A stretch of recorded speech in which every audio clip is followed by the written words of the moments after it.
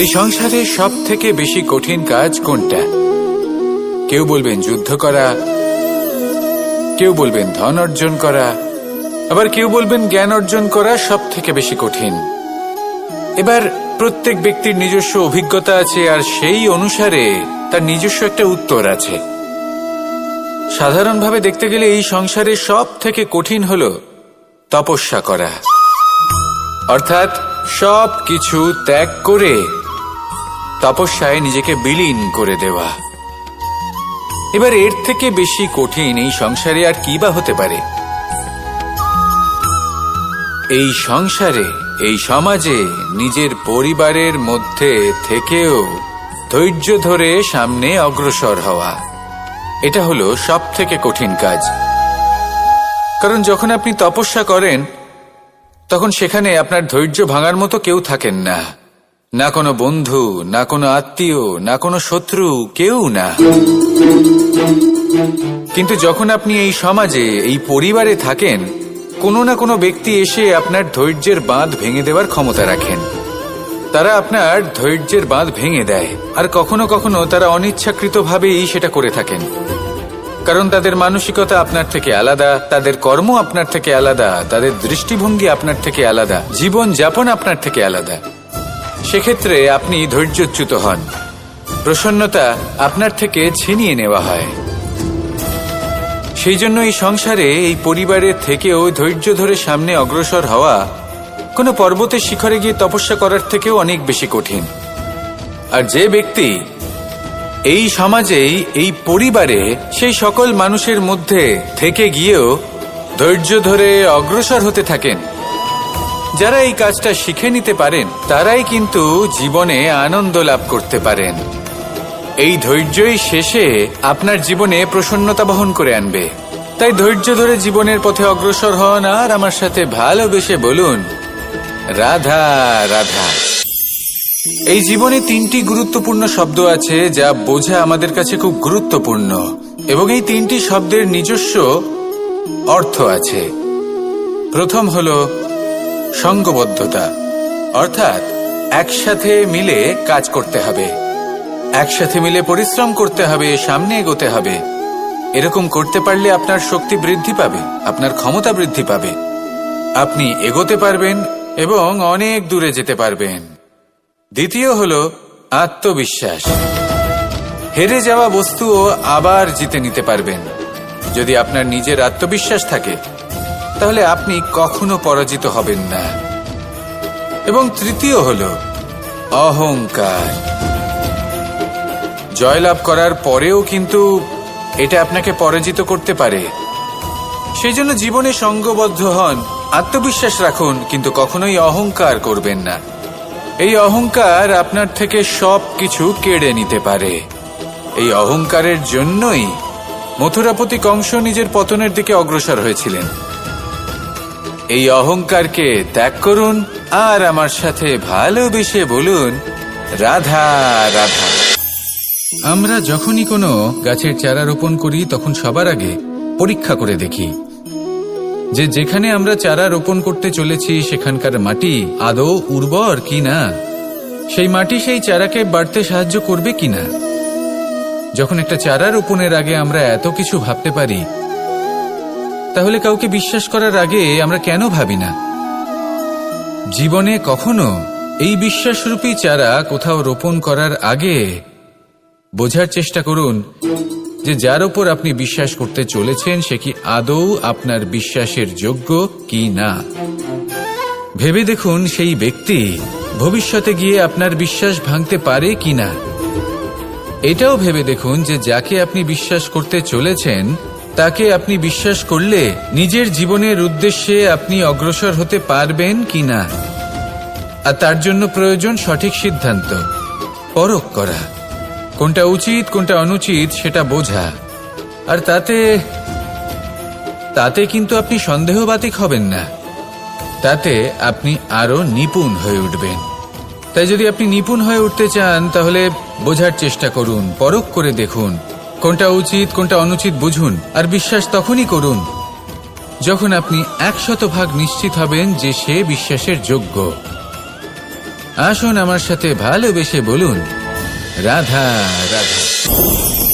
রাধা কখনো কখনো আমার জন্য বড়ই সুগন্ধি আতর নিয়ে আসে, পারিজাত ফুলের মালা নিয়ে আসে আমার প্রসাধন করবে বলে, এবং আমার সব থেকে বেশি প্রিয় মাখন নিজে হাতে বানিয়ে আনে আমাকে নিজে হাতে খাইয়ে দেবে বলে, সবকিছু আমাকে প্রসন্ন করবে বলে।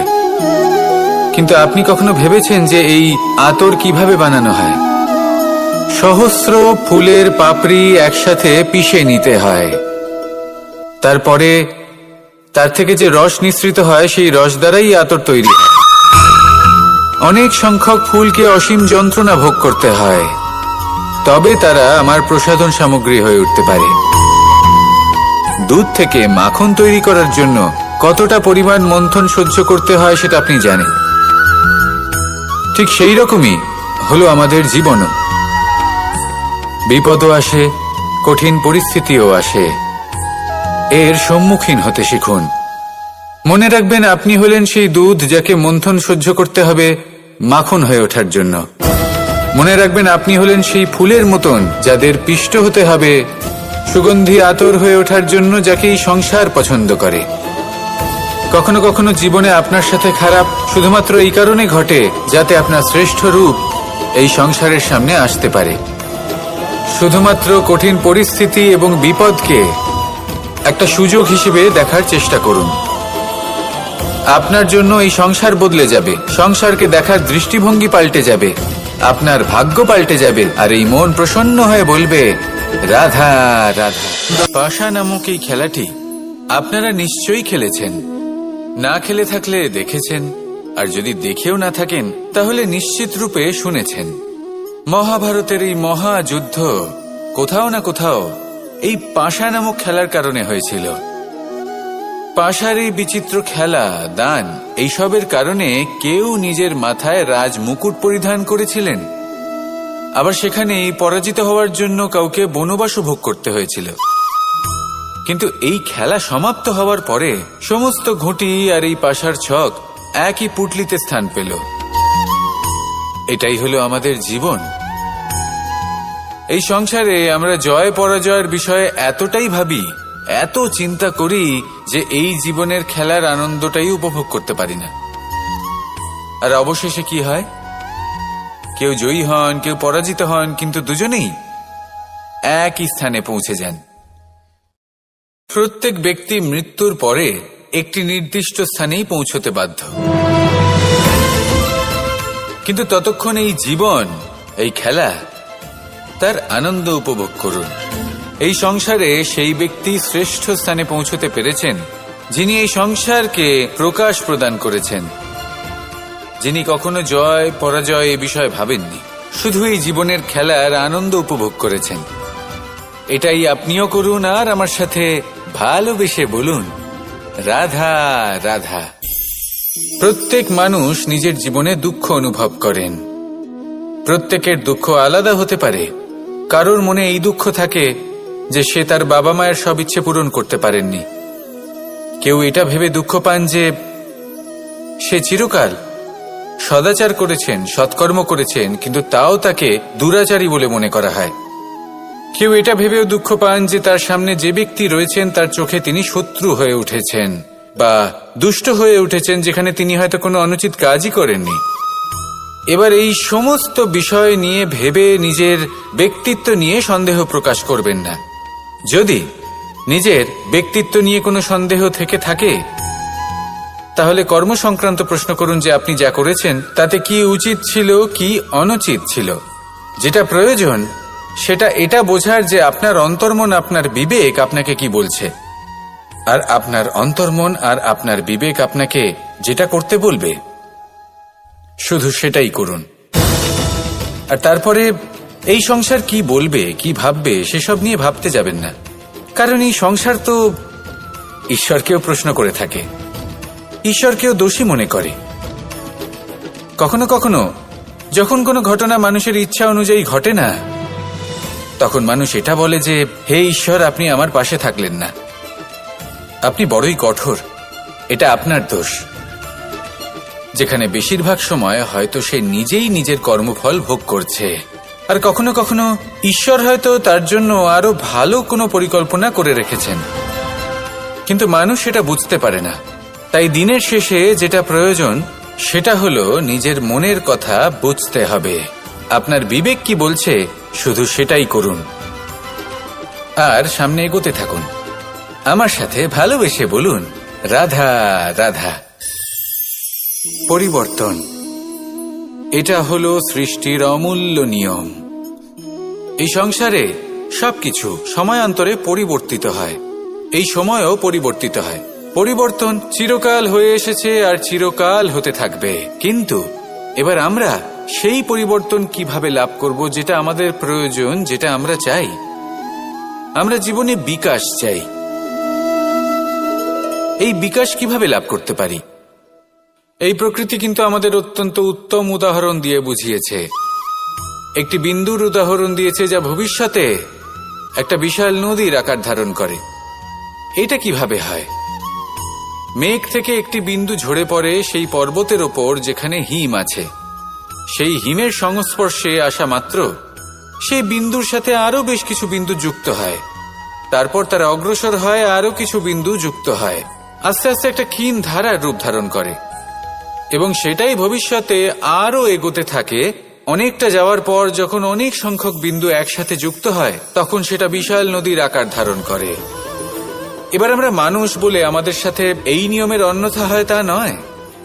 আমরাও এই প্রকৃতির অংশ, আমাদের ক্ষেত্রেও একই নিয়ম প্রযোজ্য। যখন পরিশ্রম করে অনেক সংখ্যক বিন্দু আমরা একত্রিত করব তখনই পরিবর্তনের নদী প্রবাহিত হবে। প্রয়োজন হলো নিরন্তর পরিশ্রম করা এবং ধৈর্য ধরা। এটা করতে থাকুন, জীবনে সবকিছু লাভ করতে পারবেন, কারণ প্রকৃতি আমাদের এটাই শিখিয়েছে। আর আমরা এই ব্রহ্মরই একটি অংশ, যার দ্বারা এই ব্রহ্মাণ্ড নির্মিত। আসুন আমার সাথে ভালোবেসে বলুন, রাধা রাধা। কখনো এই প্রকৃতির দিকে তাকিয়ে থাকবেন। এই প্রকৃতি অনেক ধরনের শিক্ষা দেয়। কোন একটা গাছকে দেখুন কিভাবে সে মাটি থেকে জল শুষে নেয়। সে ঝড় হোক বা হোক কড়া রোদ সব সহ্য করে এবং অবশেষে সে ফল ধারণ করে। আর সেই ফল উৎপন্ন করার পরে সে ফল কিন্তু সে নিজে গ্রহণ করে না, এই সংসারকে প্রদান করে, যাতে পশু পাখি মানুষ তারা এই ফল গ্রহণ করে শক্তিশালী হয়ে উঠতে পারে, সুস্থ থাকতে পারে। সেভাবেই নদী, সরোবর এরা নিজেরাও কিন্তু নিজেদের জল গ্রহণ করে না, মাটিকে প্রদান করে, পশু পাখিকে প্রদান করে। সূর্য নিজেও নিজের জন্য প্রজ্বলিত হয় না, সে প্রকাশ ছড়িয়ে দিতে চায় আমাদের সবার কাছে, সে আলো পৌঁছে দিতে চায়। এই প্রত্যেকের কর্মে পরমার্থ নিহিত আছে, আর সেই জন্যই এদের সকলকে পুজো করা হয়। তাই মনে রাখবেন, আপনার কাছে জীবন যাপনের অতিরিক্ত যা কিছুই আছে তা পরমার্থের জন্য। তাহলে তার সদ্ব্যবহার করুন আর আমার সাথে ভালোবেসে বলুন, রাধা রাধা। আমরা প্রত্যেকেই অবশ্যই এমন সময় দেখেছি যখন অনেকগুলো সমস্যা একসাথে আমাদের জীবনে এসে পড়ে। সমস্যা আমাদের প্রত্যেকের জীবনেই থাকে। আমরা তার সমাধান খুঁজতে চেষ্টা করি, কখনো সমাধান খুঁজে পাই, আবার কখনো যতই চেষ্টা করি না কেন কোনো সমাধান খুঁজেই পাই না। আর যখন এটা হয় তখন মানুষ অত্যন্ত বিচলিত হয়ে পড়েন। নিজের আত্মীয় স্বজন, নিজের বন্ধু বা সংসার এদের ওপরে এই দোষ চাপিয়ে দেন যে এদের জন্যই এই সমস্যা এসেছে। এবার যদি আমি আপনাকে কোনো পরামর্শ দিই তাহলে এটাই বলবো যে দৃষ্টিভঙ্গি পাল্টে দেখুন। এই দৃষ্টিভঙ্গি দিয়ে দেখুন যে এই সংসারে যে সমস্যায় আসুক না কেন তার জন্য কেউ দোষী নয়, না আপনি না অন্য কেউ। এই পুরো খেলাটাই আপনার মানসিকতা, আপনার দৃষ্টিভঙ্গির, আপনার মনের। কিভাবে বোঝাচ্ছি? যখন আমাদের মন শক্ত থাকে তখন কঠিন থেকে কঠিনতর পরিস্থিতিও আমাদের জীবনে খুব বেশি হলে প্রতিস্পর্ধা হয়ে থেকে যায়। সেখানে যদি আমাদের মন দুর্বল থাকে, তখন অল্প কঠিন পরিস্থিতিও আমাদের কাছে খুব বড় সমস্যা হয়ে যায়, তাই না? একটা শক্ত মন কঠিন পরিস্থিতিকে প্রতিস্পর্ধা হিসেবে দেখে আর তার মধ্যে ওটা সুযোগ খুঁজে নেয়। আমাদের শুধু এটাই করতে হবে। এই সংসারে অন্য কাউকে দোষী মনে করলে আপনার সমস্যা দূর হয়ে যাবে না। সেই জন্য এই সংসারকে দোষ দেওয়ার বদলে এই সমস্যার মূলে চলে যান, সেটাকে বুঝুন, নিজের এই মনকে শক্ত করে তুলুন। যদি আপনার মন শক্তিশালী হয়, তাহলে এই সংসারে অনেক বড় বড় কঠিন থেকে কঠিনতর পরিস্থিতিও যদি আসে, আপনার জীবনে যতই বড় বড় সমস্যা আসুক না কেন, আপনার লক্ষ্য লাভে বাধা দিতে পারবে না। আসুন আমার সাথে ভালোবেসে বলুন, রাধা রাধা। আমরা সবাই পাথর দেখেছি, পর্বতও দেখেছি, শুকনো পাতাও দেখেছি, শ্যামল বনানীও দেখেছি। কখনো ভেবেছেন পাথরের অস্তিত্ব কিন্তু ততক্ষণ পর্যন্ত যতক্ষণ সে পর্বতের গায়ে আটকে থাকে। যখন সেই পর্বত থেকে সেই পাথর ভিন্ন হয়ে যায় ও নিজের অস্তিত্ব হারিয়ে ফেলে। আস্তে আস্তে কখনো পাথর কেটে বা কখনো পিষ্ট হয়ে সেই পাথর আস্তে আস্তে মাটিতে পরিণত হয় এবং পূর্ণরূপে নিজের অস্তিত্ব হারিয়ে ফেলে। এটাই পাতার সাথেও হয়। এই পাতা যতক্ষণ গাছের ডালের সাথে যুক্ত ততক্ষণ তার অস্তিত্ব থাকে। যখনই ডাল থেকে বিচ্ছিন্ন হয়, সেও নিজের অস্তিত্ব হারিয়ে ফেলে। আর এটাই আমাদের সাথেও হয়। যতক্ষণ আমরা নিজেদের আপনজনের সাথে যুক্ত থাকি, আমাদের অস্তিত্ব বজায় থাকে। যখন আপনজনদের সাথে সম্পর্ক ছিন্ন করি, তখন আমরাও আমাদের অস্তিত্ব হারিয়ে ফেলি। এবার এই সংসারের প্রত্যেক ব্যক্তি স্বতন্ত্র থাকতে চান, আর অনেক ব্যক্তি স্বতন্ত্র থাকবেন বলে আপনজনদের দূরে করে দেন আর তাদের সাথে এই সম্পর্ক ছিন্ন করেন।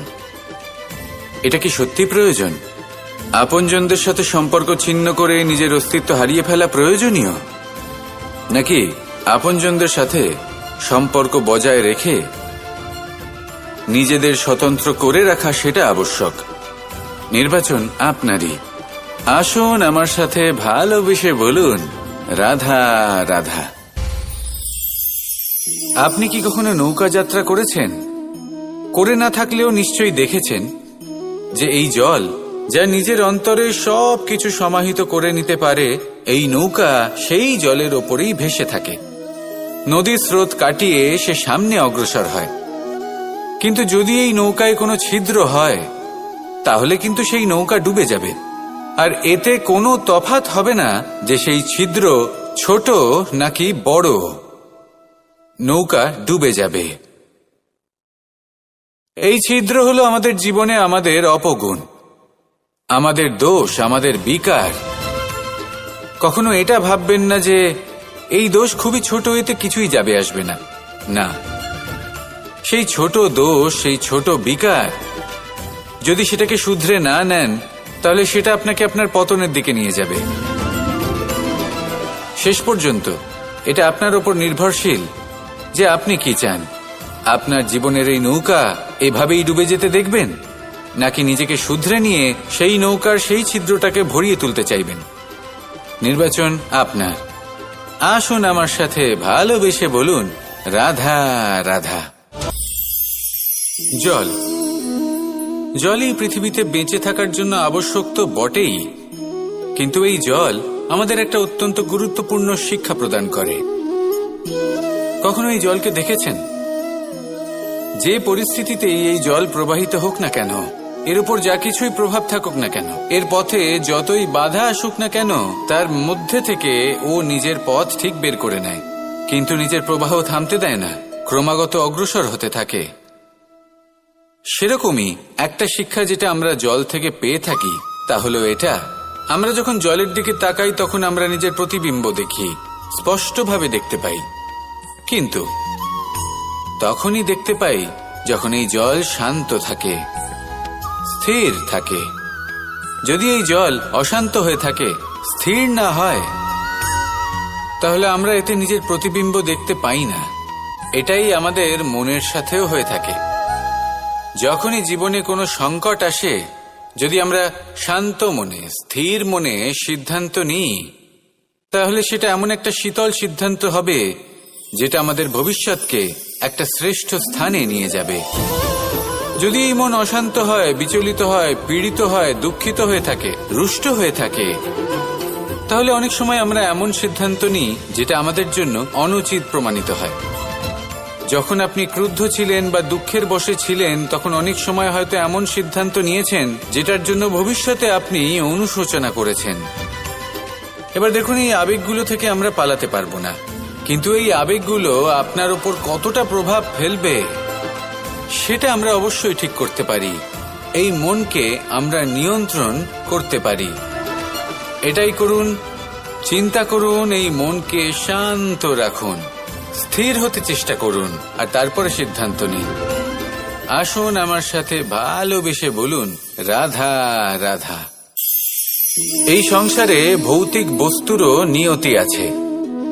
যারাই এই সংসারে আসে বা উৎপন্ন হয়, তারা কিছুমাত্র সময় পর্যন্তই এখানে থাকতে পারে, আর তারপরে সেও লুপ্ত হয়ে যায়, অর্থাৎ সে নিজেও এই পঞ্চমহাভূতে সমাহিত হয়ে যায়। আমাদের সাথেও ঠিক এটাই হয়। সেই জন্যই ঈশ্বর দ্বারা প্রদত্ত এই উপহারের বিষয়ে ভাবুন, এই জীবনের বিষয়ে ভাবুন। ঠিক যেমন বিশ্বাস ভঙ্গ হলে কোনো ব্যক্তি আমাদের কাছে অপরিচিত হয়ে যান, ঠিক সেরকমই শেষ নিঃশ্বাস ত্যাগের পর এই শরীরও আমাদের কাছে পরই হয়ে যায়। তাই এই শরীর থাকাকালীন শ্রেষ্ঠভাবে একে সদ্ব্যবহার করুন, এই জীবনে শ্রেষ্ঠ কর্ম করুন, আর এই জীবনকে শ্রেষ্ঠভাবে যাপন করার জন্য কিছু কথা বোঝা প্রয়োজনীয়। যদি আপনি কারোর প্রশংসা করেন, তাহলে পূর্ণ হৃদয় দিয়ে করুন। যদি আপনি হস্তক্ষেপ করে থাকেন, তাহলে মস্তিষ্ক দ্বারা করুন। যদি আপনি সমীক্ষা করেন, তাহলে বিবেক দ্বারা করুন। যদি আপনি ধন অর্জন করতে চান, তাহলে নীতি অনুসারে চলুন। যদি জীবনযাপন করতে চান, তাহলে রীতি মেনে করুন। আর যদি ঈশ্বরের ভজন করতে চান, তাহলে ভক্তিভাব নিয়ে করুন। শুধু এই কথা মনে রাখবেন যে আপনার এই জীবন কিন্তু অনিশ্চিত কাল পর্যন্তই আছে। কতক্ষণ আছে সেটা কেউ জানে না। তাই কিছু মুহূর্ত যেটা যাপন করতে আমরা এখানে এসেছি, সেখানে ক্রোধ, অহংকার, ঈর্ষা, এইসব আবেগের কি গুরুত্ব বলুন তো? এগুলো ত্যাগ করুন। মানুষকে ক্ষমা করতে শিখুন, আস্তে আস্তে বিশ্বাস করতে শিখুন। এই সংসারে নিঃস্বার্থভাবে প্রেম করতে শিখুন, আর সবার মধ্যে আনন্দ বিতরণ করুন। তাই এই সব গুণ যদি আপনি আত্মসাৎ করতে পারেন, তাহলে আপনার জীবনে শুধু আনন্দ এবং আনন্দই বিরাজমান হবে। আসুন আমার সাথে ভালোবেসে বলুন, রাধা রাধা রাধা রাধা রাধা রাধা। ধর্মরথের 4টি অশ্ব চালানোর জন্য যিনি সারথি হবেন, তার যে 4টি গুণ থাকা প্রয়োজন, সেই সমস্ত গুণ অর্জুনের মধ্যে উপস্থিত রয়েছে। কর্মের শক্তি রয়েছে, ধর্মের প্রতি আসক্তি রয়েছে, জ্ঞানের অভিব্যক্তি রয়েছে এবং সমর্পণের ভক্তি রয়েছে। নিশ্চিত রূপে ধর্মরথে সারথি হবার জন্য অর্জুনই সব থেকে যোগ্য। আর ও শুধুমাত্র দ্রৌপদীর স্বামীই হবে না, ইতিহাসে কুরুবংশের রাজকুমার বা ইন্দ্রপুত্রের নামেই শুধু পরিচিত হবে না, বরং অর্জুনই স্বয়ং ইতিহাস রচনা করবে। অর্জুনই হবে কৃষ্ণ সারথি, যত্র যোগেশ্বর কৃষ্ণ তত্র পার্থ ধনুর্ধর। তাহলে আসুন আর আমার সাথে ভালোবেসে বলুন, রাধা রাধা।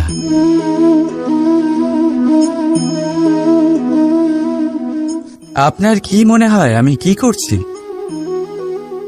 আপনি বলবেন আমি প্রদীপ জ্বালাচ্ছি।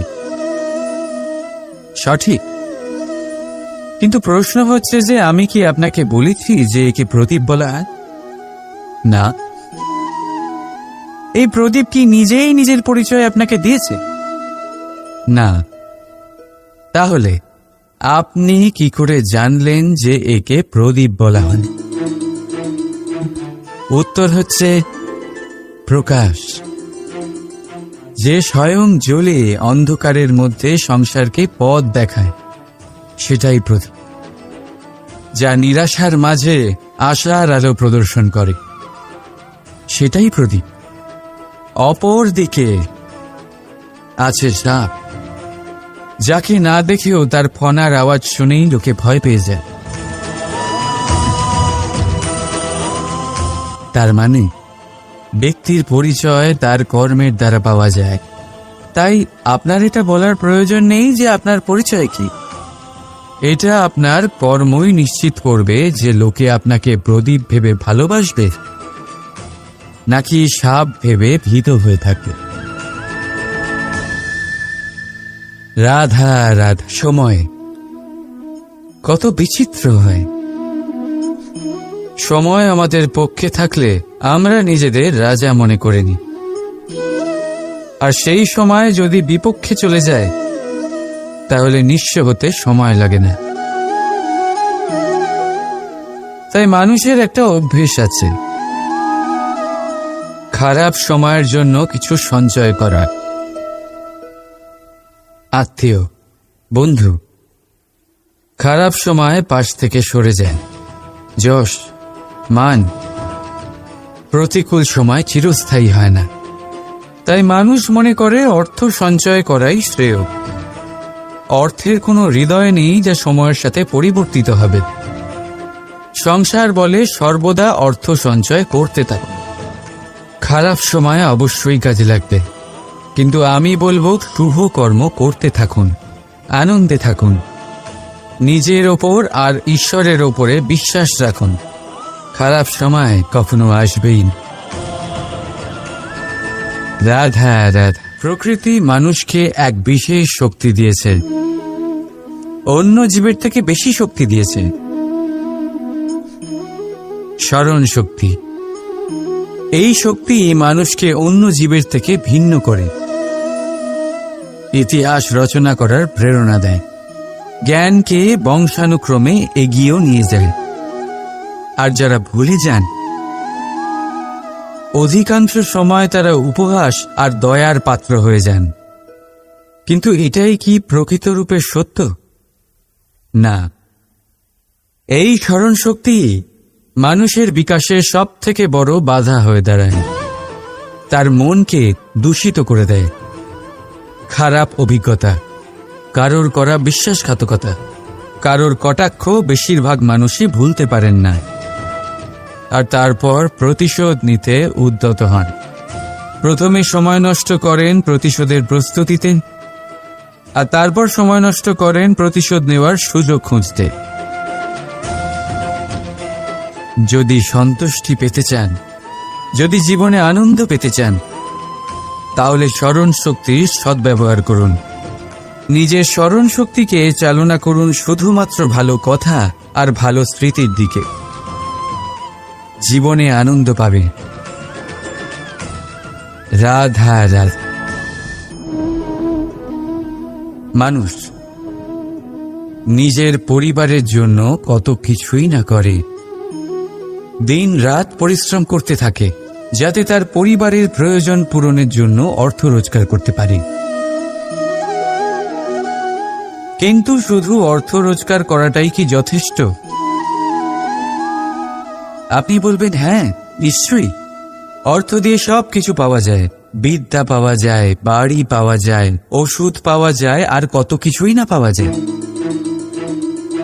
এইসব একটা পর্যায় পর্যন্ত সঠিক, কিন্তু একটু মন দিয়ে ভেবে দেখুন, যখন কোনো শিশু অসুস্থ হয়ে পড়ে তখন সে ওই তিক্ত ওষুধ কেন খেয়ে নেয়? এই জন্য কারণ ওর পিতা সেই ওষুধ অর্থ দিয়ে কিনেছে? না, বরং এই জন্য কারণ তার পিতা যে তার সামনে দাঁড়িয়ে, তার ওপরে তার বিশ্বাস আছে, বিশ্বাস আছে যে উনি তার কিচ্ছু হতে দেবেন না। এই বিশ্বাস, এই সংস্কার, এই শিক্ষা কখনো অর্থ দিয়ে পাওয়া যায় না। এইটা পাওয়া যায় সেই সময় থেকে যা মাতা পিতা তাদের সন্তানের সাথে কাটিয়েছেন। তাই জীবনে অর্থ অবশ্যই উপার্জন করুন, কিন্তু নিজের পরিবারকেও সময় দিন, আনন্দ পাবে। রাধা রাধা। কখনো কোনো পাখিকে দেখেছেন? যখন তারা ডিম পাড়তে প্রস্তুত হয় তখন তারা সবচেয়ে আগে একটা স্থান খোঁজে, একটা স্থান যা বর্ষা, রৌদ্র আর শত্রুর থেকে সুরক্ষিত হয়। তারপর তারা বাসা তৈরি করে, তারপরেই ডিম পাড়ে। আর তারপর যখন সেই ডিম ফুটে তার সন্তানদের জন্ম হয়, সে তাদের খাবার খাওয়ায়, তাদের রক্ষণাবেক্ষণ করে। কিন্তু যখন তাদের ডানা গজায়, তখন না সে তাদের খাবার দেয় আর না তাদের বাসা বানাতে শেখায়। শুধুমাত্র তাদের উড়তে শেখায় সে। তারপর সেই বাচ্চারা আকাশে উড়তে শিখে নিজেরাই নিজেদের খাবার জোগাড় করতে শিখে যায়, নিজেরাই নিজেদের বাসা বানাতে শিখে যায়। আর আমরা মানুষেরা কি করি? আমাদের সন্তান বড় হয়ে যাওয়া সত্ত্বেও তাদের নিয়ে সর্বদা দুশ্চিন্তা করি। তার জন্য আমরা গৃহ নির্মাণের চেষ্টা করি। নিজের সন্তানকে আরো শক্তিশালী করে গড়ে তোলার বদলে তাকে আমরা দুর্বল করে দিই। জীবনে সেটাই করুন যা একটা পাখি করে। নিজের সন্তানকে আকাশে ওড়ার শিক্ষা দিন, সংস্কার দিন, আর একটা নির্দিষ্ট সময়ের পরে তাকে নিজের আকাশ নির্ধারণ করতে মুক্ত করে দিন। রাধা রাধা। সাগরে সেতু বাঁধার গল্প তো আপনারা নিশ্চয়ই শুনে থাকবেন। রামচন্দ্রের সেনাকে 100 যোজন সমুদ্র অতিক্রম করে লঙ্কায় আক্রমণ করতে হতো। সেতুকার নল আর নীল সেতু বাঁধার উপায় বের করল, কিন্তু প্রশ্ন ছিল সেতু বাঁধা কি করে হবে? সমুদ্র অত্যন্ত গভীর। কত পাথর দেওয়া হলে এই বিশাল সমুদ্র অতিক্রম করা সম্ভব হবে? তখন এক উপায় নির্ধারিত হল। পাথরের ওপর লেখা হলো রামের নাম। আর যখন সেই পাথরগুলোকে সাগরে ফেলা হলো, সেগুলো ভাসতে লাগলো। এবারে কেউ বলবেন এটা রামচন্দ্রের নামের মহিমা, কেউ বলবেন এটা নারায়ণের কোনো জাদু। কিন্তু না, এটা রামচন্দ্রের সেই গুণ, ওনার ব্যক্তিত্বের সেই মহান দিক যা ওনার প্রতিনিধিত্ব করেছে। তাই সেই পাথরও সাগরে ভেসে ওঠে।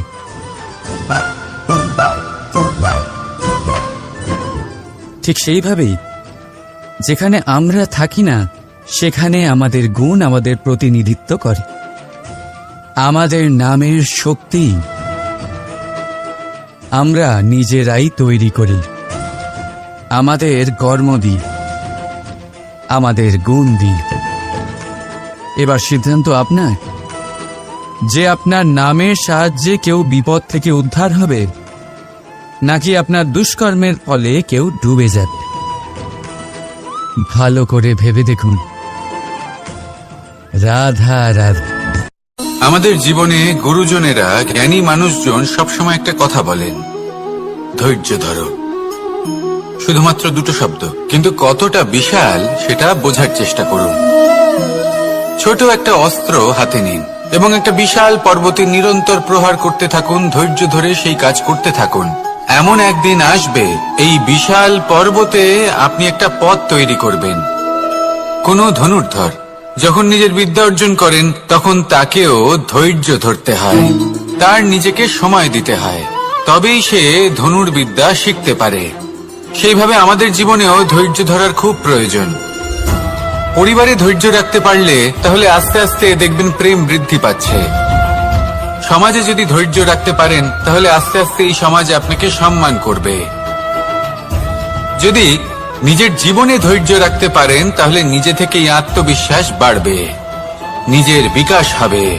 জীবনে সবই সম্ভব যদি ধৈর্য রাখতে পারেন। হয়তো আস্তে আস্তে হবে, কিন্তু হবে অবশ্যই। শুধু ধৈর্য রাখুন, কারণ ধৈর্যই সব থেকে বড় পুঁজি। আসুন আর আমার সাথে ভালোবেসে বলুন, রাধা রাধা। আমাদের জীবনে যখনই আমরা কোনো বড় দায়িত্বের সম্মুখীন হই, তখন আমরা তার থেকে দূরে পালাই আর এই অজুহাত দিই যে না না, এত বেশি ভার বহন করার যোগ্যতা আমার নেই, আমি করতেই পারবো না। দেখুন, এই সংসারে ভিন্ন ভিন্ন ধরনের গাছ আছে, ছোট গাছ, বড় গাছ, কিন্তু বটগাছের মতো বড় এবং নিবিড় গাছ আর একটাও নেই। সে নিঃস্বার্থভাবে এই সংসারকে সেবা করে যায়, ছায়া প্রদান করে, শীতলতা প্রদান করে। আর যখন এমন সময় আসে যখন তার ওপর বোঝা অত্যন্ত বেড়ে যায়, সে কিন্তু কোনোভাবেই ভেঙে পড়ে না। তখন সে নিজের নিঃস্বার্থ কর্মের ফল লাভ করে, সেই নিঃস্বার্থ কর্ম যা সে করেছে। তার দেহ থেকে ছোট ছোট ঝুড়ি বার হয় এবং তা কাণ্ডের আকার ধারণ করে। সেই কাণ্ড মাটির কাছে পৌঁছয় এবং তারপর তা বটগাছের সহায়ক হয়ে ওঠে। সে ভেঙে পড়ে যায় না। এইভাবে আপনিও জীবনে নিঃস্বার্থভাবে সবার সেবা করুন, ভালোবাসুন, সবাইকে সাহায্য করুন। যেদিন আপনার ওপর বোঝা অত্যন্ত বেড়ে যাবে, সেদিন এই সব মানুষ আপনাকে সাহায্য করার জন্য আসবেন, আপনার শক্তি হয়ে উঠবেন। আর আপনি বটগাছের মতোই মহান এবং বিশাল হয়ে উঠবেন। আসুন আর আমার সাথে ভালোবেসে বলুন, রাধা রাধা। একটা শব্দ আছে, পরিস্থিতি। অনেক মানুষের মুখে আমরা এই শব্দ শুনি। জীবনে যখন অসফল হই, দুঃখ আসে, সংকট আসে, কোনো বিপদ ঘনিয়ে আসে, তখন সমস্ত দোষ আমরা পরিস্থিতির ওপর চাপিয়ে দিই। আর দেখতে গেলে কোথাও না কোথাও ঠিকই করি। এই পরিস্থিতি প্রত্যেক দিনের মতো পাল্টাতে থাকে, কিন্তু এই দিন, এই রাত, এমন কেউ আছেন যিনি এর ওপরেও নিয়ন্ত্রণ সাধন করেন, আর তিনি হলেন সূর্য। ঠিক সেই রকমই আমাদের জীবনেও সূর্য হলো এই মন। যদি এই মনের উপর আমরা নিয়ন্ত্রণ করতে পারি, তাহলে আমরা জীবনকেও নিয়ন্ত্রণ করতে পারব। প্রথমে এই মনের রাজা হয়ে উঠতে হবে। তাই মনে রাখবেন, যদি মন দুর্বল হয়, তাহলে পরিস্থিতি আমাদের সমস্যা বলে মনে হবে। এই মন যদি স্থির হয়, পরিস্থিতি প্রতিস্পর্ধা বলে মনে হবে। আর এই মন যদি শক্তিশালী হয়ে ওঠে, তাহলে যে কোনো পরিস্থিতি আপনার কাছে একটা সুযোগ মাত্র, এমন এক সুযোগ যাতে অগ্রসর হয়ে আপনি মহান হয়ে উঠতে পারেন। এই মনের শক্তির বৃদ্ধি ঘটান, মহান হয়ে উঠুন, আর আমার সাথে ভালোবেসে বলুন, রাধা রাধা। খুব সুন্দর একটা কাহিনী আছে। একবার এক ব্যক্তি নিজের অসফলতার জন্য ত্রস্ত হয়ে সময় দেবতার তপস্যা করতে বসলেন। উনি তপস্যা করলেন এবং সময় দেবতা প্রসন্ন হলেন, মানুষের রূপ ধারণ করে ওনার সামনে প্রকট হলেন। এবার সেই ব্যক্তি ওনাকে জিজ্ঞেস করলেন যে কি এমন আছে যার জন্য আপনি বারবার জয়ী হন আর আমি চিরকাল পরাজিত হয়ে থাকি? কেন এত পরিশ্রম করা সত্ত্বেও আমি সাফল্য লাভ করতে পারি না? তখন সময় দেবতা উত্তর দিলেন যে দিন হোক বা রাত, ঝড় হোক বা ভূমিকম্প, রোদ হোক বা বৃষ্টি হোক, সময়ের সূত্রপাত হোক বা প্রলয়, আমি থামি না, আমি চলতেই থাকি। আর সেই জন্য যিনি থেমে যান তিনি পরাজিত হন আর আমি জয়ী হই। এটাই আমাদের শিখতে হবে। জীবনে সবসময় চলতে থাকুন, কখনো থামবেন না। হ্যাঁ, কিছুক্ষণের জন্য বিরতি নিতে পারেন, বিশ্রাম করার জন্য, নিজেকে আরো সশক্ত করে তোলার জন্য, কিন্তু থেমে যাবেন না। নিরন্তর কর্ম করতে থাকুন, পরিশ্রম করতে থাকুন, তবেই এই সংসার আপনাকে মনে রাখবে। আসুন আমার সাথে ভালোবেসে বলুন, রাধা রাধা।